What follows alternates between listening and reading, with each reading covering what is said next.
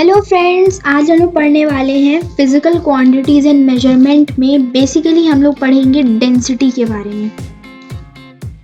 आज डेंसिटी का सारा टॉपिक कवर करेंगे। पार्ट 2 में भी मैं बना सकती हूँ डेंसिटी के बारे में, क्योंकि डेंसिटी ये जो पूरा चैप्टर है ना, ये आरडी रिलेटिव डेंसिटी के बारे में है, हाइड्रोमीटर के बारे में है और तरह तरह के एस्पेक्ट्स के बारे में है। डेंसिटी के बारे में मतलब A to Z आपको सारी चीज़ें पता चल जाएंगी। So let's start. सबसे पहले तो मैं आपको रिकैप दे देती हूँ कि डेंसिटी का मतलब क्या है। तो डेंसिटी क्या थी हमारी,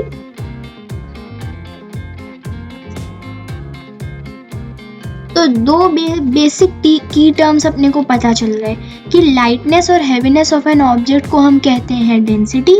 मतलब किसी एक चीज के अंदर कितने मॉलिक्यूल्स हैं, how closely the molecules are packed. तो सॉलिड लिक्विड गैस में अलग अलग हो गया, ठीक। और मास पर यूनिट वॉल्यूम यानी कि मास अपॉन वॉल्यूम यानी कि डेंसिटी, जिसको हम रो भी कहते हैं। तो मास अपॉन वॉल्यूम यानी कि वॉल्यूम, एक किसी डेफिनेट वॉल्यूम के अंदर कितना मास है, कितने मॉलिक्यूल्स हैं, कितने पार्टिकल्स हैं, ये डिफाइन कर देगा डेंसिटी को। तो आप इसको कह सकते हैं m अपॉन v। तो आज का ये चैप्टर यहाँ से स्टार्ट करते हैं हम लोग।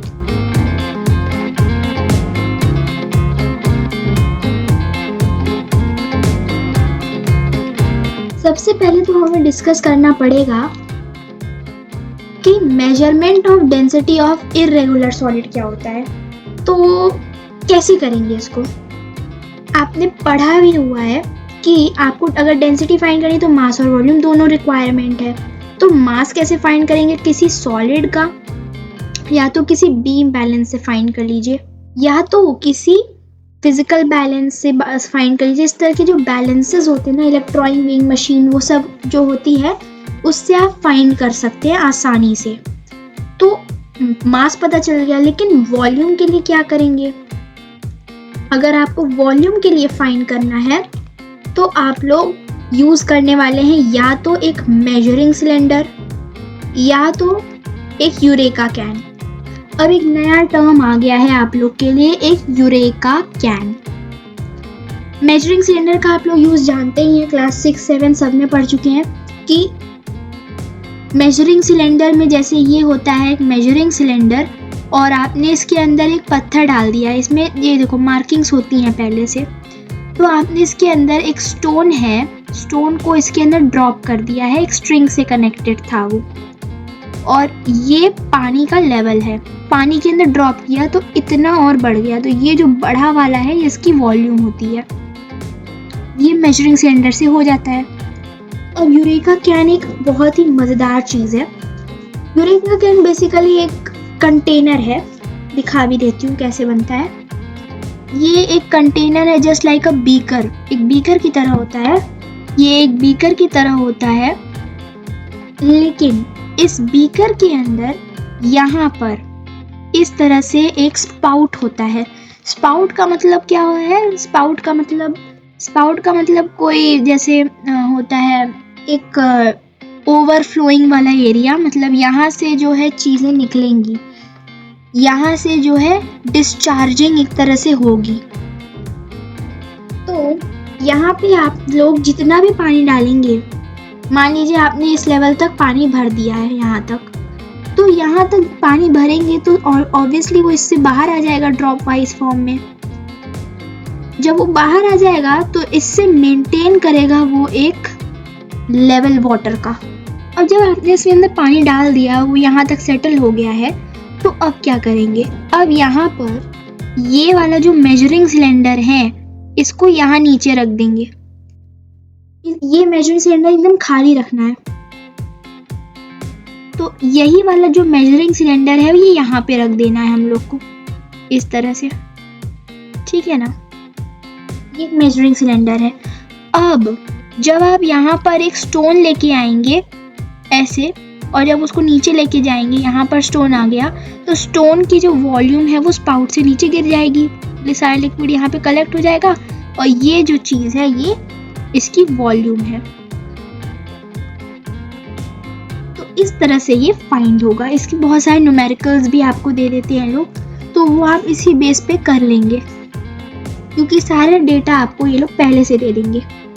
अब जल्दी से हम लोग चलते हैं नेक्स्ट टॉपिक, यानी कि डेंसिटी ऑफ लिक्विड।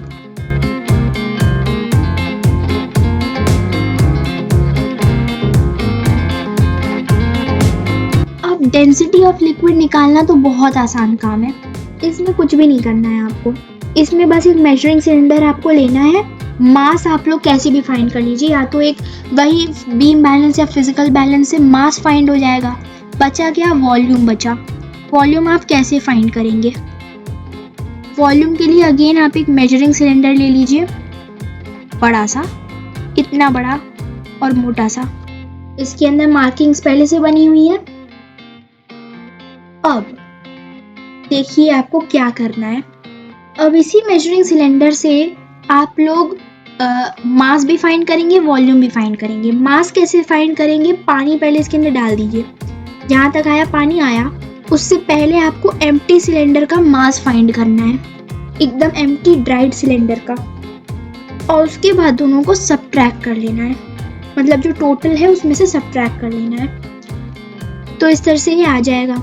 और वहीं अगर आपको वॉल्यूम फाइंड करना है, तो वॉल्यूम के लिए ध्यान रखिए एक नया कॉन्सेप्ट आया है, और उस कॉन्सेप्ट के हिसाब से मान लीजिए आपने इसके अंदर पानी डाला हुआ है, तो उस पानी का एक कर्वेचर या फिर उसको कहते हैं मेनिस्कस, वो बनता है। तो मान लीजिए आपने पानी डाला हुआ है यहाँ पर, तो ये जो पानी है, ये अगर पानी डालने के बाद आप इसको डायरेक्ट इसी लेवल से देखेंगे, यहाँ आपकी आंख है, यहीं से आप देखेंगे ये आपकी आंख है, नहीं तो पैरालैक्स एरर हो जाएगा। अब पानी फिल करने के बाद अगर ये वाला जो एरिया है, अगर यहाँ पे ऊपर वाला कर्व बन रहा है, इस तरह से ऊपर वाला कर्व बन रहा है, तो ये जो टॉप लेवल वाला जो पॉइंट है, यानी कि ये वाला जो पॉइंट है, इस पॉइंट को आपको रीड करना है। वहीं अगर बॉटम लेवल वाला ऐसे मेनिस्कस बन रहा है, कर्वेचर इस तरह से बन रहा है, तो आपको एकदम बॉटम लेवल वाली रीडिंग पढ़नी है, और फिर डेंसिटी फाइंड कर लेंगे मास अपॉन वॉल्यूम वाले फॉर्मूला से। ठीक है, तो ये बेसिक चीजें थी जो आपको क्लास 6-7 में पढ़ा चुके हैं। अब आपको देखना है एक न्यू कॉन्सेप्ट, जिसको हम कहेंगे रिलेटिव डेंसिटी। यहीं से पूरी कहानी बदल जाएगी इस पूरे चैप्टर की।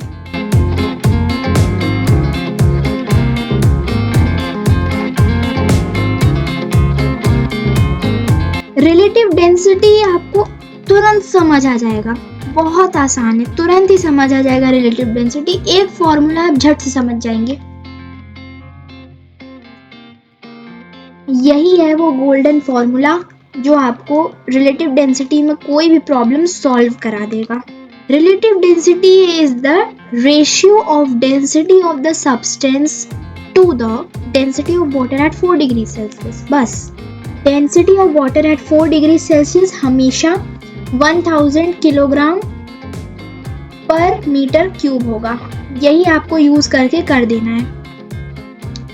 अब डेंसिटी तो ये हो गई, लेकिन कहीं कहीं पे आपको सिर्फ पानी का मास चाहिए होता है, वो दिया रहता है क्वेश्चन के अंदर। तो डेंसिटी ऑफ सब्सटेंस आप लोग फाइंड कर लेंगे मास अपॉन वॉल्यूम वाले मेथड से।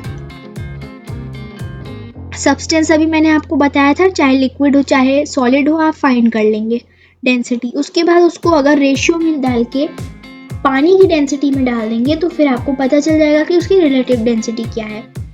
अब आप रिलेटिव डेंसिटी पता करके करेंगे क्या? रिलेटिव डेंसिटी पता करके आपको जो साइंटिस्ट हैं उन्होंने ये कॉन्सेप्ट वो लाए थे, इसलिए क्योंकि उनको दिक्कत होती थी, हर सब्सटेंस की डेंसिटी याद कर पाना मुश्किल है, तो उन्होंने रिलेटिव डेंसिटी का कॉन्सेप्ट ले आए वो, जिससे वो पानी से कंपेयर करके तुरंत पता कर लें कि उस सब्सटेंस की डेंसिटी क्या है। रिलेटिव डेंसिटी से डेंसिटी, सिंपल डेंसिटी को कैसे रिलेट करेंगे? रिलेटिव डेंसिटी की कोई यूनिट नहीं होती है, वहीं डेंसिटी की यूनिट होती है किलोग्राम पर मीटर क्यूब या फिर ग्राम पर सेंटीमीटर क्यूब। तो अगर आपको रिलेटिव डेंसिटी फाइंड करना है, तो अगर आपको डेंसिटी फाइंड करना है किसी सब्सटेंस की रिलेटिव डेंसिटी से, तो आप रिलेटिव डेंसिटी इनटू 1 ग्राम पर सेंटीमीटर क्यूब कर देंगे।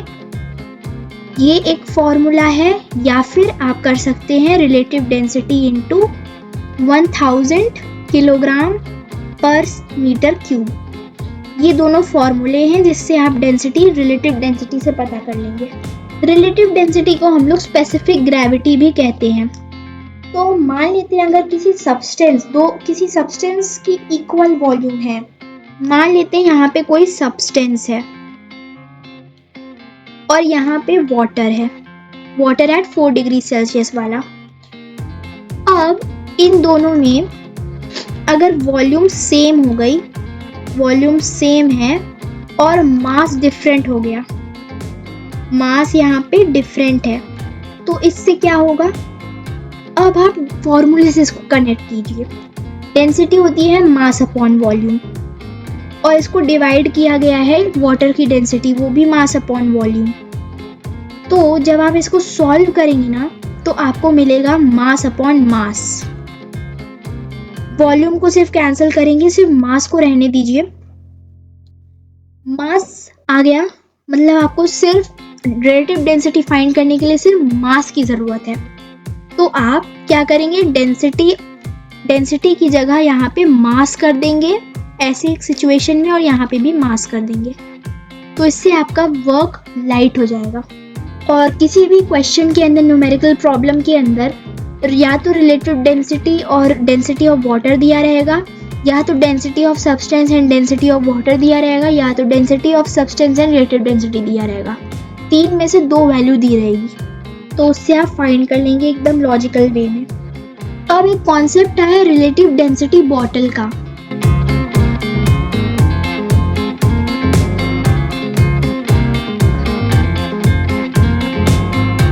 अब एक कॉन्सेप्ट आया रिलेटिव डेंसिटी बॉटल का। क्या हुआ इसमें? रिलेटिव डेंसिटी बॉटल को हम आरडी बॉटल भी कहते हैं और एसजी बॉटल भी कहते हैं। क्या मतलब है इसका? ये एक बॉटल होती है, यानी कि कुछ इस तरह की बॉटल ये होती है जो मिलती है इस तरह से। आप इसकी फोटो देख लीजिएगा। तो इस तरह की बॉटल मिलती है और उसके अंदर एक स्टॉपर लगा होता है। ये एक स्टॉपर है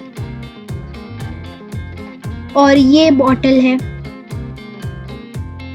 और यहाँ पर जो है, यहाँ पर ऐसे ऊपर जाएंगे तो यहाँ पर आपको मिलेगा एक कैपिलरी। ये कैपिलरी ट्यूब है। अब इसके फंक्शंस बताती हूँ। हुआ क्या कि आरडी बॉटल की जो वॉल्यूम है वो हमेशा कांस्टेंट होती है।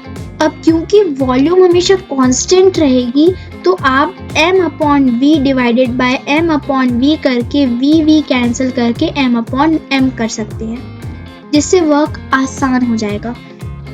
तो कैसे होगा ये काम? वॉल्यूम कैसे कांस्टेंट है? बॉटल के अंदर मान लीजिए आपने पानी डाला खूब सारा, एकदम टॉप तक भर दिया, यहाँ तक एकदम यहाँ ऊपर तक भर दिया। अब कैपिलरी रुकेगा थोड़ी, कैपिलरी प्रेशर लगा के इसको बाहर खींच के बाहर फेंक देगा और एक कंसिस्टेंसी मेंटेन करेगा उसके वॉल्यूम में यहाँ तक। जब ये हो जाएगा तो हमेशा कोई भी आप लिक्विड डालेंगे, कैपिलरी उसको सही करके सेम वॉल्यूम में ले आएगा। तो बस अब आपको मास की ज़रूरत होती है ऐसी सिचुएशन के अंदर। बस आरडी बॉटल में इतना सा कॉन्सेप्ट है। आपकी बुक में बहुत ही बड़े बड़े पैराग्राफ दिए रहते हैं, पूरी कहानी लिखी रहती है, जिसको देख के बहुत ज़्यादा घबराहट होती है। लेकिन ये जो सिंपल सा मेथड है कि कैपिलरी खींच के पानी बाहर फेंक देगा, कोई भी लिक्विड बाहर फेंक देगा, और ये कंसिस्टेंसी मेंटेन करेगा इसकी वॉल्यूम में। बस इतना ही काम है। इससे आप क्या करेंगे, रिलेटिव डेंसिटी फाइंड कर लेंगे।